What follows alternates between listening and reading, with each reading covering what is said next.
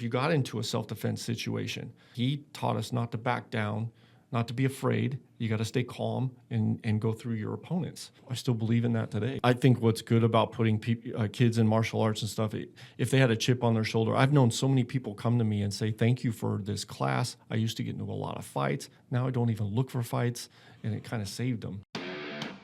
Every citizen armed ensures that every American patriot is prepped with knowledge, perspective, and firepower. He counted on America to be passive. He counted wrong. Ask not what your country can do for you. Ask what you can do for your country. All right, today we're joined by Dan Camarillo from Camarillo Jiu-Jitsu, and we'll be talking a lot about what's happening with his jiu-jitsu studio, but also a lot of other aspects of self-defense and the importance of really taking care of yourself and how you can really by doing that, it'll actually help take care of your family better also. So with that, Dan, actually, I'd like to get started with, let's kind of start about your story a little bit, kind of introduce yourself and a little bit of what you do and how you got into it. Well, it all started right around the age of 4. My father was leaving the house every once in a while at night. And I asked him one day, where are you going? And he said, judo, do you want to go? And, back in those days on TV, the big guy was Bruce Lee. Oh, yes. So I asked him, is it like karate? I want to learn karate. And he said, no.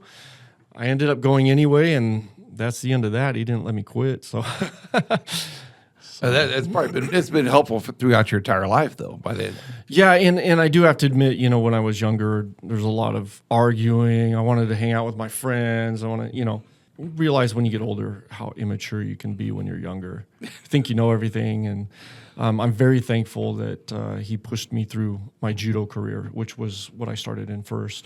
And then when I turned about 24 or 5, I got into Brazilian Jiu-Jitsu and trained under Ralph Gracie. Oh, wow. That is impressive. And I'm still training, and I'm 52 years old. So, yeah.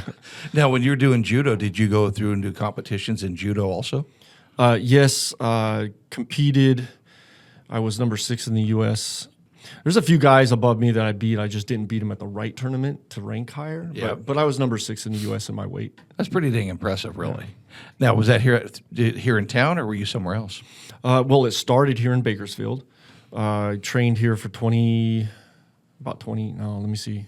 What would that be? So 4 and 23, yeah, about 19 years. Okay. And then moved to Fresno, was part of the Fresno State judo team.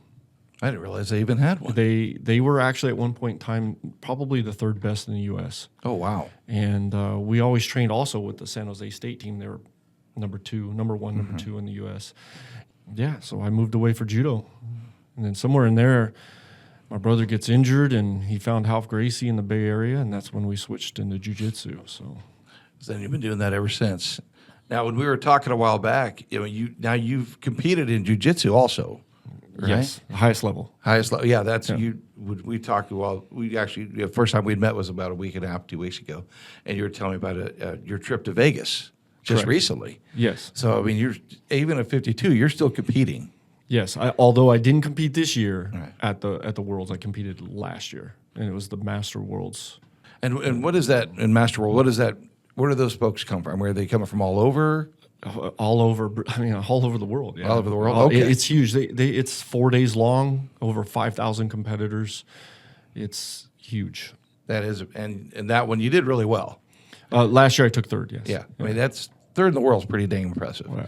And that falls into an age group, right? Correct. Okay, so now do you do weight Age and classes weight. and Age weight? and weight, yeah. Okay, very good. If that puts you in heavyweight, you're a big guy. I mean, to be honest, I don't cut weight. Like a lot of the athletes, they cut weight to make that weight, be the heaviest in the division. I weighed in at 185. My division was 195. Oh, wow. I just don't cut. And when I'm in competition shape, I'm walking around 185. Actually, you bring that up. I see a lot of those guys, the UFC guys do that. They cut a lot of weight. And Yeah. To me, I'm actually more impressed with somebody who doesn't cut weight because that seems like that's unhealthy. That seems like it'd be really hard on your body. To cut weight and then go right back. Am I wrong in that? Well, with me, it's never agreed. I've tried one time, and it just didn't agree with me. I couldn't keep food down. So I just didn't do that anymore. I didn't care. I like to rely on speed, and I figure if I'm a little lighter, I'm going to be faster. So Yeah, that makes sense. Yeah. Now, when Wasn't stronger. No, you weren't? No, those guys are strong, man. Well, they're carrying that extra weight because you weigh in and they gain it back. They gain it back pretty quick, yeah. So it was, what, 5,000 competitors in Vegas in that one? Yeah, it was packed. That's a big one. Yeah. It's probably not hard to convince people to come to Vegas, though. Yeah. No. That's they're going to go have some fun while you're Some there. people don't like it, but Yeah. yeah, it can be a good vacation. Now, where was your first jiu-jitsu competition, would you think? It was a long time ago. It was, I believe, it was a Joe Moreira National Championships, and at that time that was the biggest tournament United States had for jiu-jitsu, because jiu-jitsu, when I started, was very young in the U.S. Huge in Brazil, right? But at that time, they had pretty much just came over, and my brother and I got into it, and we were already really good at judo. So what was awesome is our judo helped us right away, you know. Oh, yeah, 'cause you were used to using their weight against them, basically. Yeah, and the uniforms are pretty similar. Okay. It starts standing, so we have throws. Okay. And then on the ground, jiu-jitsu is all the mat work, you know, the arm bars, chokes. It's the grappling. Okay, absolutely. I mean, I hear it a lot. I listen to other podcasts, and I hear the guys talk about it a lot. And I tried it one time, and like I said, it was hard on my feet. That's what I found out. Yeah, exactly. My son took me down there, and it was very good. So now you have a studio here in town. Now, am I using the term right, studio, or is it? Back in the day when we had a judo, it's academy, but Academy, it was a dojo. Everyone called them dojos back in the day, and then now we call them academies. Yeah. And you run a lot of students through there. Yes, yeah. We have about 200 students right now. So yeah. And you do classes every day? Monday through Friday, and then we have like a free women's class every Saturday for really? those out there that want to try it, and it's all learning for 1 hour. We try to help women learn it. I will actually encourage more women to try it out. That's why I created that class. And then we have an open mat on Saturday. So it's usually Monday through Saturday. I actually agree with you 100%. Having 2 daughters, I really wish I would have got them into something like that, jiu-jitsu or something to that extent. And I see a lot of folks take these self-defense classes, Right. and it almost gives a false sense of security when I see that. So how do we encourage more women to get down there and do this? Well, you know, taking one self-defense class, you're right. It's you need to continually do it. You got to get your body where you're using muscle memory, you know, not thinking about things, and just your body reacts to things. That's when it's gonna work for you. But I just encourage everybody, you know, I encourage kids too, especially before high school. High school, I went to BHS. It wasn't all fun. You know what I mean? It's not all fun and games. But I don't like seeing bullies. I don't, you know, these kids, they don't know how to protect themselves, and get them off the couch, stop playing video games. So I encourage everybody. I'm one for getting rid of the video games in a lot of ways. I know there's a place for it, but it just seems to change society a lot in a fashion that I don't like. But that's just me. One of my big things about having you come on is, you know, our podcast is Every Citizen Armed, and it's a lot about self-defense, but it's generally about firearms in the past. But when I think about the Every Citizen Armed, this is a way of being armed. If you're being trained in jiu-jitsu, you're wrestling, judo, whatever, it's another form of being armed and being prepared. Is that kind of how you would look at that? Yes, I've been in a few altercations. There's been a couple where I second guess myself. Maybe I shouldn't have done that. You know what I'm saying? Everything that I've been into has been self-defense. Yeah. But there's sometimes you could put yourself into like a situation where it could have gone wrong. Does that make sense? No, absolutely. So you just got to be aware of your situation, what's going on. Shouldn't I? You got to weigh in everything. Now that I'm older and I have kids, right? I got a family. Mm-hmm. I've kind of I stay out of things. Yeah. So. Well, you know, and I mentioned this. I listened to Jocko Willig talk one time, and he said the best self-defense he has is his legs. He'll walk away, run away, whatever he can do to avoid a fight. And I get that if you can avoid it, but at least this way you're prepared. If you get pushed into a situation you can't get away from. Right. And this way you don't have to use a firearm. You have other options. Yeah. The biggest thing is being aware of your surroundings, and a lot of people, they're just not. They're just plain clueless. They're looking in their phone. They're they're just not paying attention. I always fight to see my wife and I. We want to face the door. Right? Yes, exactly. The exit. You got to know your exits. You got to know who comes in, what goes. You read the people's body languages and stuff like that, and that's what we do. And my wife always wants to face the door too. She gets uncomfortable if the door's behind her. Sure. Well, so do I. Well, that's your job, right? That's my job. Right. But my wife's pretty tough. I would imagine. She's a black belt in jiu-jitsu also. So. Oh, wow. Well, I guess it would make sense. Probably goes down to rolls with you. Yeah, she's been doing it 11, 12 years now. Oh, okay. Yeah, that's... God, I wish more women would get into that. I think that's awesome. Does she go down and teach a little bit on the Saturday too, or is she? Well, since I'm here, she's teaching. Right Oh, is she now. teaching? Yeah. That's awesome. Yeah. That is awesome. She helps a lot. She teaches a lot. One of the things I noticed, even back when I was in high school, and you watch the kids, like you said, back then it was wrestling. Everybody was into wrestling and this and that. They walk with a little different confidence about them, and I see that with the guys that are in training now. And it's not that they're being cocky; they're confident and they're comfortable. And I think that disarms other folks to where if they were going to start trouble with you, or if they were looking for an easy target, this helps take you out of that. I would think they don't look like an easy target.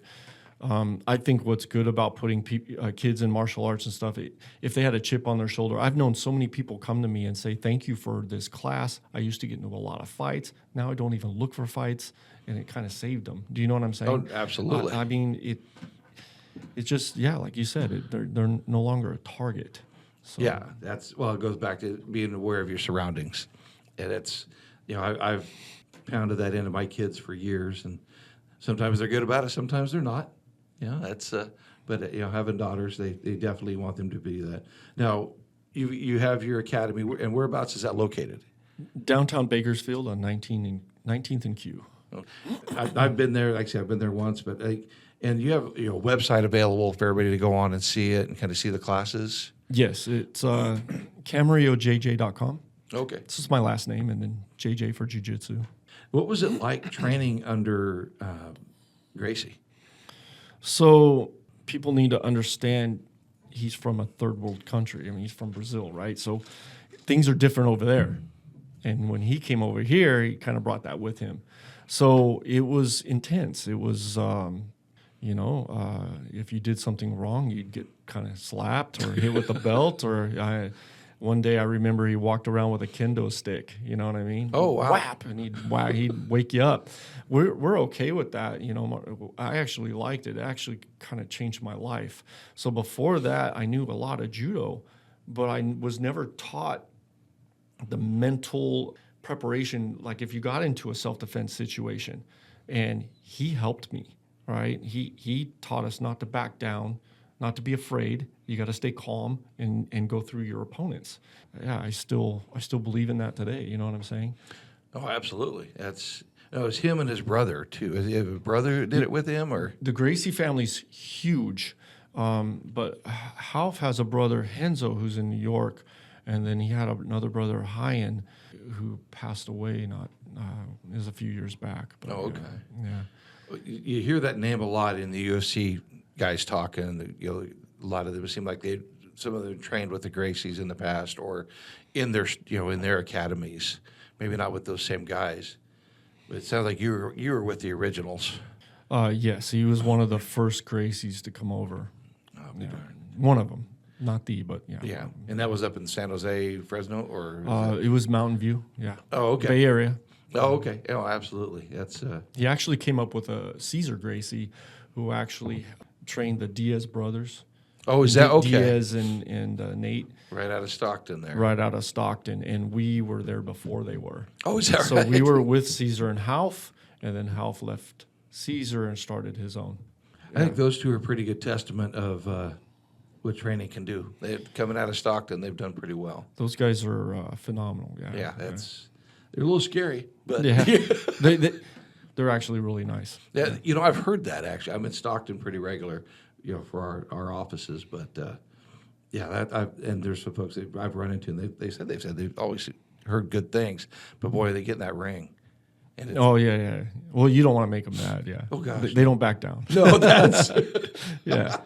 No, and there's no quit in them. Right. real quick. And that's what I see in a lot of the jiu-jitsu guys is you're always looking for that next move. You know, what I've watched a competition, they're always moving, always trying to get into the next thing. You talked a little bit about your bout over in Vegas, how you knew when you put your arm in the wrong spot. Right. Not to put you on the spot on that one. No, you're fine. You brought it up, but I thought that was a great thing. And if you talk about that a little bit. So I beat my first 3 opponents, okay? And then I'm in the semifinals, which is for 3rd place.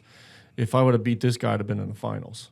And the guy I fought, that guy was huge, very strong. So I was struggling to pass guard. I collected 7 points for everything that I did. Pass guard, knee on belly, stuff like that. And he had 2. Actually, he got those 2 points right at the very end. He swept, and there's like a minute left. Yeah. And he gets into a position, and I tried to reach to grab his sleeve. If I'd have grabbed his sleeve, I would have gotten into a better position. And I missed the sleeve, and I left my hand down there. And I know better than that. You know what I'm saying? It's certain things I tell my students don't ever do, and I did it. But I think I did it because I was all, I've got this one. You know what I'm saying? I always like a little overconfident. Got a little confident? Yeah. And he caught me, and I looked at the clock, and there's 40 seconds left, man. And I would have. That's why I have to go back. Absolutely. I got to go back. Now you're going to do it again next year? Yes. As long as I don't, like this year I had a bad year. I got injured, sick, so. Well, yeah, that takes a little work. Now, what time of year is that? When is that competition? So it just happened the end of August. Oh, okay. So a year from now, basically, you're going to be back over there. Right. Will you be in the same division? Yes. So my natural weight's 185. So. And what age group does it go to the next age level? And you know what? That I don't know. But I'm in Master 5. Yeah. So I don't know when Master 6 is. Another 5 years. I don't know. Wherever they tell you to go, you're going to go. Wherever they tell me to go. And now you're doing in a gi then, right? In a uniform, yes. Okay. And now, they have 2 types, right? You can do it, and you see, and I don't know much. So, but you can do it with or without the gi, right? Yeah. So they call it gi and no gi. Okay. Yeah. Now, do you do the no gi also? I do not. I grew up in a gi. Okay. Judo, my whole 20-something years was in a gi. I moved here, and I taught at Eric Nolan's for 7 years. I taught no gi. And then I went back to gi when I opened my own place. It's just something I prefer. What would be the advantages or disadvantages either way? I mean, in my thought, like I said, being lame, looking at it is if you have the gi on, you've got something that they can get a hold of. There's pros and cons to both. And I'll tell you right now, if you just learn no gi first, you're probably going to learn bad habits because everyone gets sweaty and you start pulling out of moves, right? With a gi, you can't do that. So you have to learn properly how to escape. Does that make sense? That makes complete sense. Okay, so then if you learn improperly and then you get someone who knows how to hold on to you, now you don't know how to get out. So I always encourage someone, learn all the basics you can with a uniform on because there's no escape. And then once you know the proper escapes, then it helps you with they both help each other. Right. I'm not against no gi. Right. You know what I'm saying? I just prefer gi. So. And this, like I said, me thinking about it, it would be for just Joe Blow on the street or Jane Doe on the street, it would be better to do it with a gi or with a uniform because on the street, everybody's wearing clothes. Yeah. You're very seldom going to be fighting somebody without clothes. Every situation I've been into, there's only really been one where I use their clothes. Oh, yeah? I mean, I'm going to be honest, even though I prefer a uniform. But we don't live somewhere where it's cold all the time. You know what I'm saying? So, yeah, when they're cold, they're wearing the exact same clothing as a uniform. Yeah, they're wearing a jacket. Long pants are the same thing. Yeah. And that's actually what happened. I got into an altercation in the Bay Area, and I ended up on the ground, and someone ran and kicked me in the face, so I grabbed his pants, and I was able to do what we call de la hiva, lock our leg around their other leg, grab his wrist, I swept him to the ground, so it does help. Oh, yeah, I can see that, sure. That's it, and like, I think of like law enforcement officers. I know you have some in your classes down there, and I'm sure some of it is taught in their academies, but I think for self-preservation, Would you recommend more and more law enforcement officers come into either, get into some training? Absolutely. It wasn't too long ago. I was actually teaching some of the police officers here in town at their facility. So they did create a facility over there. What is that on? On Norris or the BPD? The Bakersfield Police Department. What is that road? Why can't I think right now? Anyway. Because I thought they were both using the same one by the airport. Well, they built a new facility. Oh, did they? Yeah, and it has a mat room. Oh, wow. And my buddy who used to train with us, Moses Delphin, he used to bring me over there, and I would train them, and then they would take me out when they went shooting, the SWAT team. Okay. But he was even trying to get more and more of them because he knows they need it. They need it. I mean, so yeah, I encourage all the police officers to get on the mat, and in fact, we give them discounts. Oh, do you? Yeah, we try to get them on the mat. Well, I think like I said, I would look at it as self-preservation. If they're out there in the streets on all those guys, they're the ones that are going to put hands on people. They're gonna put hands on somebody, and there are some people that fight back. A lot. Can you imagine being alone? You don't know what to do. I mean, you might have all these weapons and stuff, but you don't know when they're going to jump on you, or you don't know what they're going to do or what they're capable of, and I think you should be trained. Just plain and simple. Well, it even brought up firemen. You get a couple firemen in your classes, right? Yeah. So and it's got to be something when they first walk in. Are they a little intimidated when they first walk in, or are they? How do you approach when you're getting these new folks in? Some new folks are intimidated, and I can understand. It can be nervous. That's the hardest thing to do is walk into a new place like that, and then you think you're going to get beat up, right? We don't do that, though. I encourage everybody to help that individual. You know what I'm saying? They're new to this. Let's help them. And everybody does on my mat. I get a lot of compliments saying, thank you for making this the most welcoming place I've ever been to. So it kind of helps our nerves. And but we do get those people. Well, and I can attest to that. When I walked in, I went to your morning class, and it was like 6 or 6:30 in the morning. It was still dark. And my son took me in there.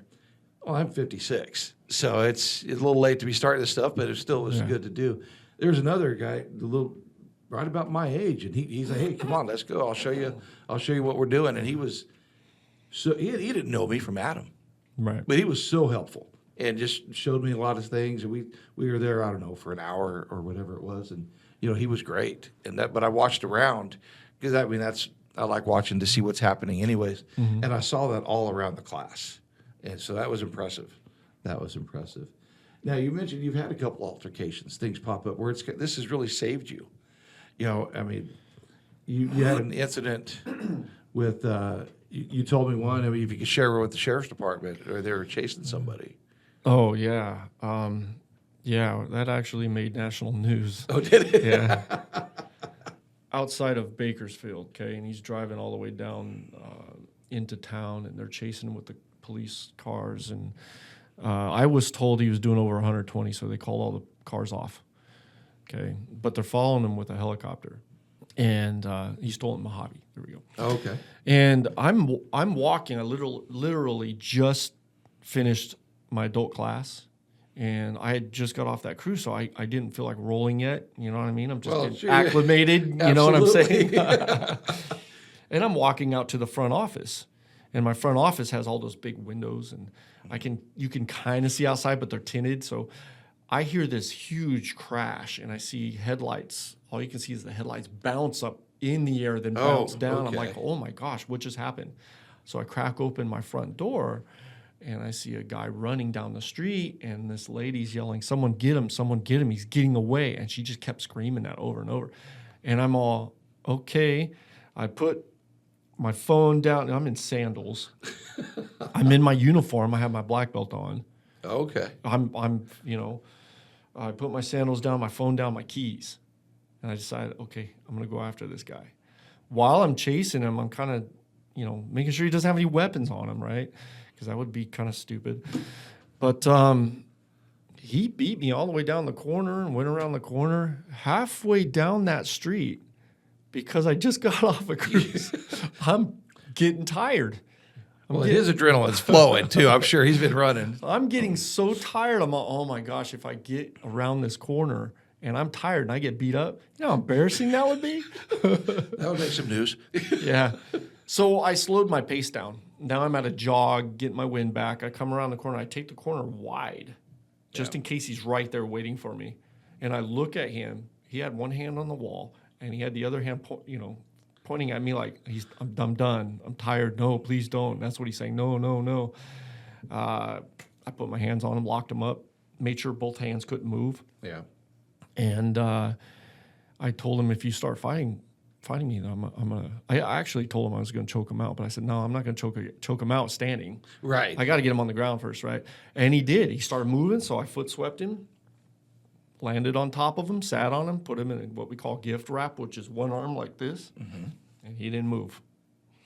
And then I told my buddy, he pulled up in the car, and I said, hey, watch my back in case he had a friend. Yeah. And he stands out in the middle, and I didn't know he was ex-Marine or Army or something. So he goes, I got you, no problem. He stands out there like he's security doing this. He's on guard. It was funny, but cop cars and sheriffs and everyone just pulled up. And you know what's funny is I'm holding this guy. This is the second time I've arrested somebody. Citizen's arrest, right? They always come, officers talking to me. Hey, thanks for your help. Instead of grabbing the guy, dude, I'm sitting there. Like, here, could you please? Yeah, and he's thanking me. Hey, thanks, man. Thanks for all your help and blah, blah, blah. It was kind of funny. But. Yes. And then I get a phone call from my friend. He's in Florida or New York or something. He goes, Dan, what are you doing on television, man? Oh, that's funny. Yeah. Well, we got to have a few of those occasionally. Keep Bakersfield in the news. Yeah.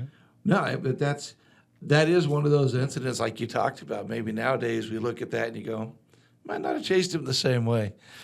I'm glad Probably it ended still the would way have, though. Probably. That's when because I could see what he had on him. Yeah. The only thing that probably would be hard to see is a knife. Yeah. So. No, I get that, but it's like I said, we talk about the idea of carrying weapons and having the permits and so forth.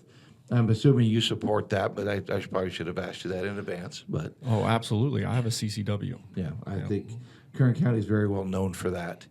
But one of the things is, I think, in carrying a gun is just like jiu-jitsu. You have to do it. You got to be on top of it. You got to keep practicing. Our idea with the gun is you have to get out there and practice. You got to get out there and shoot. It's all about responsible gun ownership. Right. If and like I said, I'm just as guilty as other people. I was not going out shooting enough, and I went out the other day and I found out exactly what happens. Yeah, I'm guilty of that too. Well, the state of California is making it harder and harder. That's Right.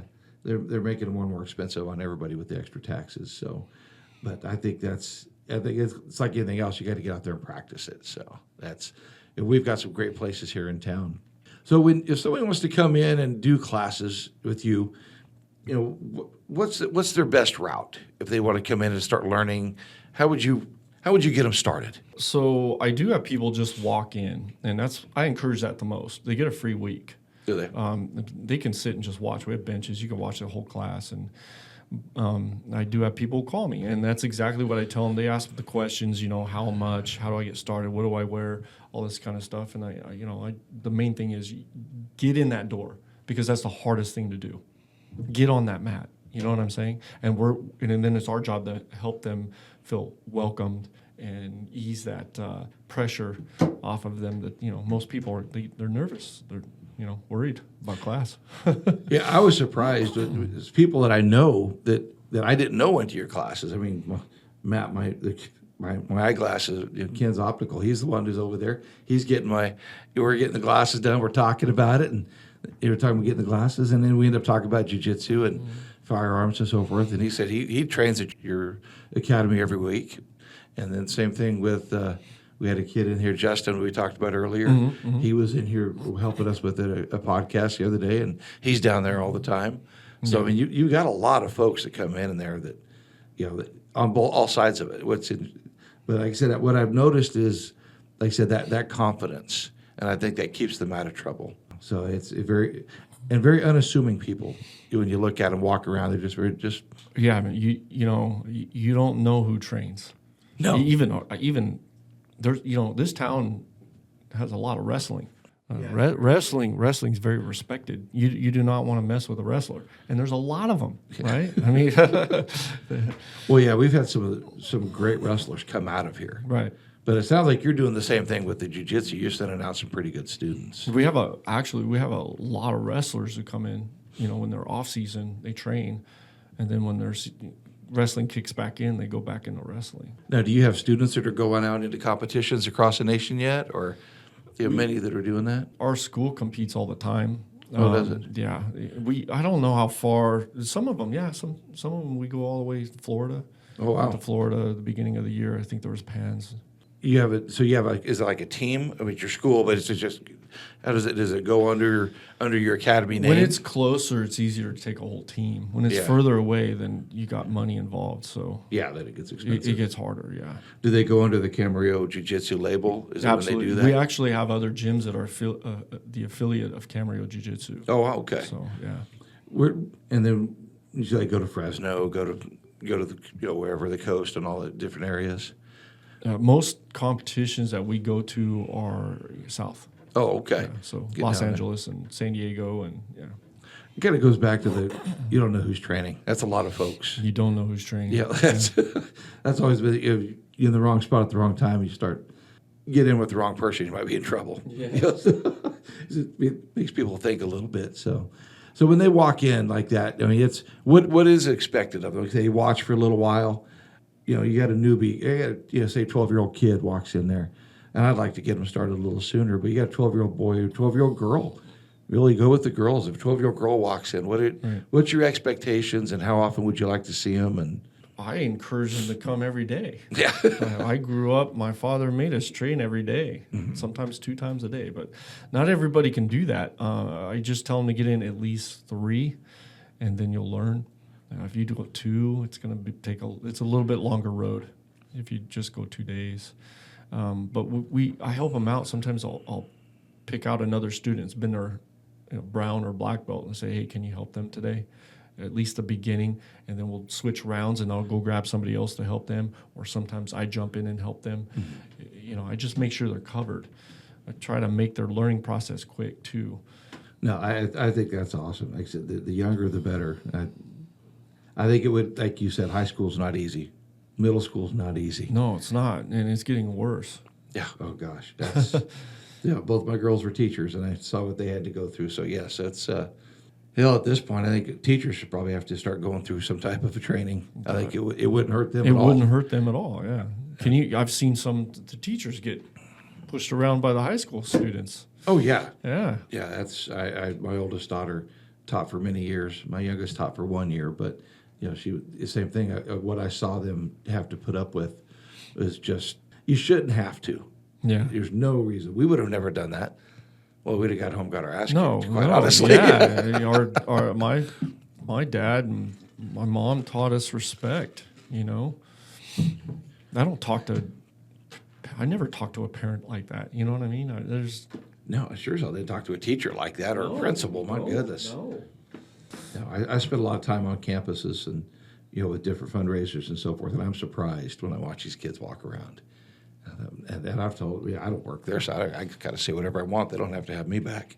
Right. So don't be a little jerk, Right. So, yeah. And we see that an awful lot. So in that, so you're gonna, what's your training regimen look like going in for next year? You say if you're gonna compete next year, how soon do you have to really start going after that? I mean, you obviously train every time, but Well, last year for Worlds, I decided to do it 3 months before the tournament, and I haven't. And I took 8 to 9 years off of competing. So I was concentrating on my academy. And then just all of a sudden, hey, you know what? I'm going to compete. So 3 months before, what I did and I do get a little selfish. I had other people teaching the classes for those 3 months most of the time. Sure. Because I have to prepare myself. I went to 3 tournaments before the Worlds, and then I went to Worlds. And those tournaments, I only did them to mentally prepare, because the matches it's like 70% mental. So you have to walk out there ready. If you walk out there nervous and everything like that, you're gonna have this adrenaline dump, and it can cost you a match. So I think it's a lot of things. It's all majority of it's mental. So, Yeah. I mean, you've done all the, like you said, the muscle memory. You've done all the training. Yeah, I was fine technical wise, right? I just wanted to make sure mentally I was ready. Did you think that 3 months was enough, or should you have? No, I was fine. Was it? I should have won. Yeah. I'm beating myself up about it, sticking my hand in the wrong place. Yeah. I guess from when we spoke the other day, and even watching your face now, I can tell it eats at you, doesn't it? Yeah. I could have been stronger. Yeah. I had weight I could have put on. Okay. I didn't get tired. I was actually doing good. I was injured though the whole time. Oh. My second match, I pulled my groin muscle doing a judo throw. Oh. Yeah, but it didn't affect my stand-up. It affected when I got on the ground trying to push someone away. Okay. It was a little weird because then the next day it didn't hurt. So. Yeah, I would think it would be on the stand-up. It seemed like it would bother you more, but like I said, I don't. It honestly, it hurt trying to put my shoes back on. I couldn't lift my leg. Somebody wants to get into this, and they're going to bring their kids into it or themselves. Financially, what are they looking at? I mean, to get started. Adults were at $130 right now. $130 a month? Yeah, and the kids were $100. It depends. If they sign up multiple in the family, we give discounts. Sure. If they're law enforcement, discounts. So it just really depends. So that, my whole thing is I really want to promote your business on this too, is that they could come every day. If they're doing that $130 a month, how often? 3 times a week, 4 times a week? Adults can actually come 2 times a day. We have a 6 a.m. class called the zombie class, right? And that's the one I went to. Yes. Yeah, 6 a.m. and then we have an adult class at night, which is 6:30. Okay, so do those 2 times. I would be so sore. Yeah. I'm sure a lot of people do it. You know, they can do that twice a day. Yeah. But you can. That's. I don't. No. I don't go in the mornings. No. No. That's. No, I can see that. So in that, when you've got a lot of these companies, how did you really get your gym started? I mean, it seems like a lot of people want to do things. They think it'd be great to do it, but you actually went out and did it. Yeah. When I moved, so I grew up in Bakersfield, like I said, and then I moved away to train. I moved away almost 10 years. When I came back, I came back as a Ralph Gracie purple belt. I was not looking to run or teach an academy. I wanted to learn more. I wanted to just train and train and train and train.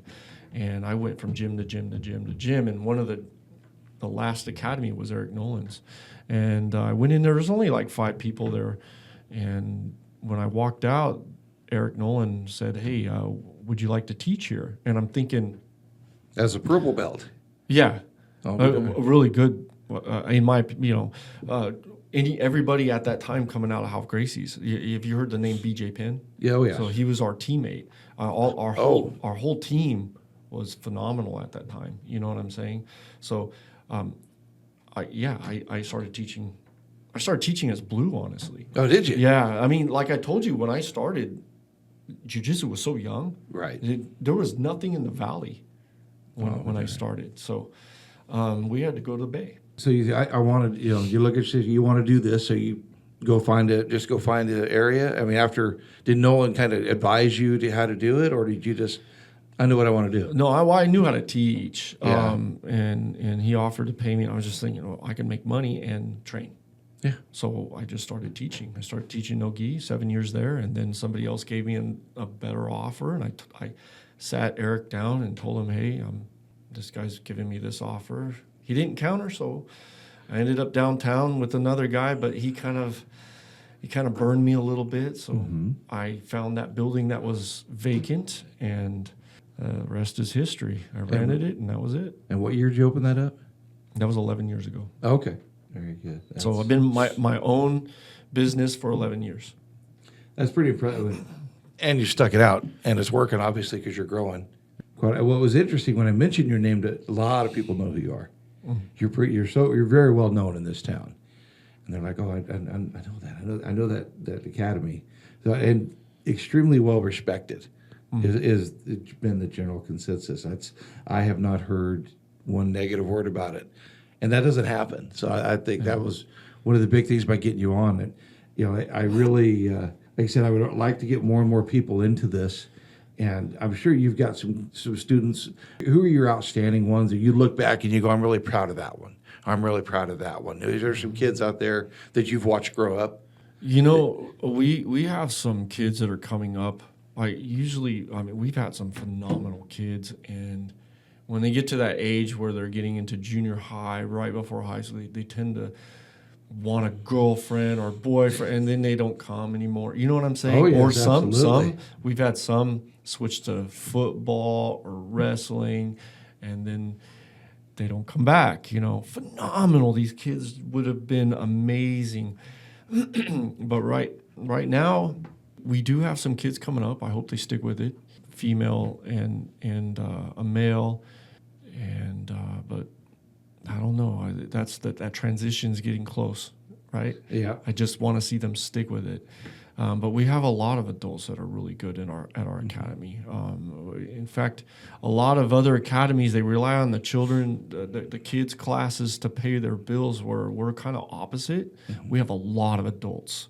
Our adults like the 3 times the amount of the kids that we have. Oh, wow. And we just took one of our female fighters. Her name's Jessica. She went to the Master Worlds, just this last one. She just got her black belt 2 months before, and she took 3rd. And she was so close to winning the whole thing. I think that's pretty highly of her training then. Yeah, she's very dedicated. Yeah. We have, and I find like some of the women are more dedicated than the men sometimes. You know what I'm saying? Once they get that going, that dedication going. Well, they're competitive too. Yeah. I mean, they're going to have that. I mean, my girls are very competitive, and that's what they're in, and even more so than my son at times. So yeah, I can definitely see that. Even my wife, extremely competitive. So I think that's neat, and I would love, especially after next year, when you win the Worlds, I really want you to come back on and talk about that. Well, as long as I'm physically prepared, I'll be a contender. That's for sure. Yeah. Yeah. No, I think that would be great. And in that, so what other things would you like to put out there? I mean, you said, I really like getting more and more people into this. What have we not covered that you felt we should put in here? I don't know. Well, and your wife trains down there with you. Correct. 12 years, and she's already a black belt. I mean, is that normal? They say average is about 10. Is it it? depends Okay. It depends on the individual. We've had some get around 9, 8, 9. Okay. Phenomenal. We have Elizabeth Bravo, who is my student from white to black, and I believe she got it in 8. And she goes to IBJJF tournaments and wins, and that's the highest level you can go to. It just depends on the individual. But when she started, she would train 2 times a day. Okay. She would take a notepad and write everything down for a year. So somewhere she's got this book of everything I taught in writing. You kind of knew she was going somewhere with this thing. That's, it's really turned into almost like a full-time career for you, though. Yeah, I mean, I know you have your regular job, I'm sure, like you said, but Right, this is a full-time career almost in itself. I love it. Like I was saying, I didn't plan on teaching. It just happened. And now that it happened, I couldn't think of it, going a different way. I love teaching. I love seeing the techniques that I pass on or that our team passes on to these students, and then they go to tournaments and it works. That's the best pat on the back you could have. It's got to be. And then you see the parents smile, the kids smile, and everyone's happy. I mean, it's just great. And you've taken that kid or even the adults and you just taken them up a notch. You're making better people, better adults with these kids, I think, in the long run. We did it I always felt that way with livestock the same way. You watch these kids train and makes better adults, but it seems like this is making better adults that can and take care of themselves and defend themselves. I think that's a big part of it right there. So we talked about the website. It's CamarilloJJ.com. And are you on social media or? I mean, I'm just now. It's funny you say that. I don't like, like people like selfies. Oh, I know. I don't like selfies. I'm with you on that. I don't like taking my own picture. I talk about myself when somebody asks. Sure. I don't mind being on camera like this when somebody asks. Yes. Right. But and then this, like you said there, you were going to competitions with your dad. He went with his dad. It really builds a family atmosphere, is what it feels like too. It had to be good for you and your dad to be doing all the competing together. Yeah, I wish I would have paid more attention. I have flashbacks of my dad competing, but I had to go back through some of the videos and rewatch it, and I kind of wish we could have done more of that. He actually retired at, I want to say 45, 46, Oh, wow. And I'm 52, so I'm still doing it. So he was done a little earlier than I was. Well, you're staying in such great shape. I wouldn't see why you couldn't, keep doing it. That's barring injury, like you said. Yeah. Now, I think that's any of these kind of things like that where you can keep the families doing things together. It makes a big deal. But our parents always get smarter the older we get. My kids think I'm a little more intelligent sometimes than I was when they were younger. So We try to be smarter, right? yeah, we try really hard to do that. So, well, very good. Is there anything else we should cover? I think we got it all pretty well done. Is there a phone number they should reach at, or just do it through the website? Well, anybody can text me, 661-201-3346, and I'm usually really good at responding to texts. As far as phone calls go, sometimes I'm on the mat, sometimes I'm doing work during the day and stuff like that, and then trying to get back to you is kind of harder. Okay. So text and website's a great way to do it. Yeah, and if you want to take lessons, come in. And the address? Is 811 19th Street. 811 19th Street, and we'll make sure we put that in the notes, on the show notes, so everyone can find that, and we'll put a link to your website on there. So, well, very good. I appreciate you coming in today. I think this was great. I want more and more people to do it. I really like to talk about law enforcement, getting into this. I think it would be very handy. Now, we had Donnie Youngblood on a couple weeks ago, and he talked about that, a little bit. So I think give them a little bump in pay if they're taking lessons, right? Make everything safer. Absolutely. Well, and give them a little bump in pay to do it, and you're going to Right. hopefully prevent some lawsuits in the future. Right. Because Right. Lord knows every time that they pull that firearm out and shoot somebody, it's going to be the county's going to pay. In that, like I said, this falls right into just our every citizen armed out. It really helps. It's put another tool in your toolbox is the way we look at this. Keeps you in shape. Yeah, absolutely. I think you're a testament to that. I don't do it. I'm heavy. Look at you. So, big point right there. Well, very good. Thank you very much. I appreciate you coming today.